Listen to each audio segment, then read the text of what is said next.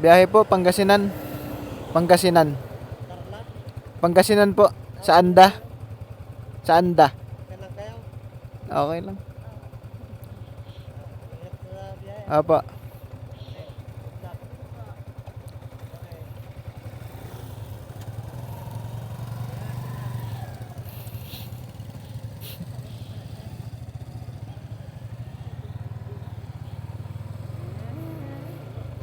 So guys, lasing si kuya, sana okay lang siya.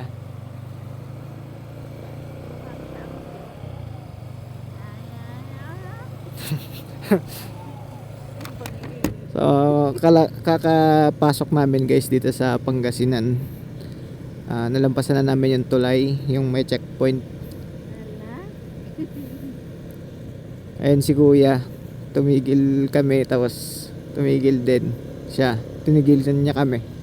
Tanong kung okay lang daw kami. Sana okay lang siya. Ang oras na guys, oh, 2:36, tapos lasing pa siya. So pauwi naman na siya. Ride safe po. Hihi, aray ko.